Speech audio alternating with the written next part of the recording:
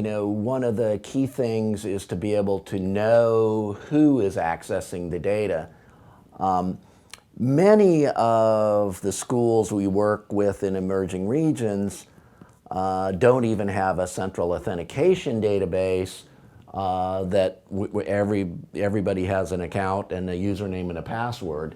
Can you talk a little bit about the movement of kind of a fragmented authentication database to, we have a central LDAP now, and then the two-factor authentication, which is even better because now you have to have something I have in addition to something I know. So can you talk a little bit about that?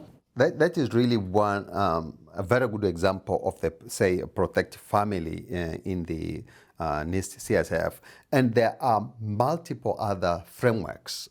CIS has its own framework, which is a Center for Internet Security. There are others as well, including ISO 12700, other standards, but we chose this particular one. So Protect specifically has one control element that to assess the information that you have, somewhere in the path you need to include an additional identification element other than the username and password. Because again, the unfortunate thing is the bad actors are out there are on the increase. Some of them are state actors.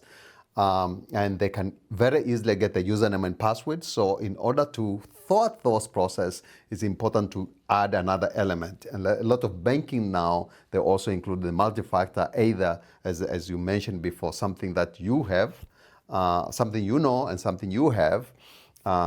Oftentimes you find some banking, they use your cell phone too as the second factor for authentication.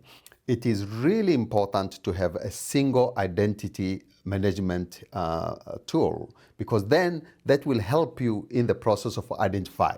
You need to be able to identify your user base, because if you cannot identify them, then how can you even start protecting them?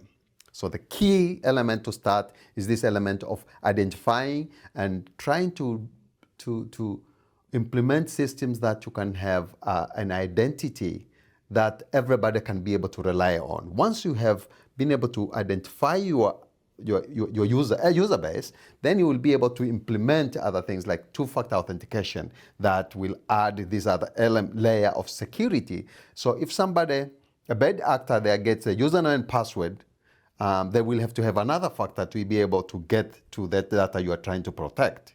As a result, it is really key to be able to have identity management. Even in this institution here, we had several identity systems, but now we're consolidating them into only one. In fact, we are doing a new implementation here, Hitachi, where we'll have only one identity management for campus. So it will be really very good.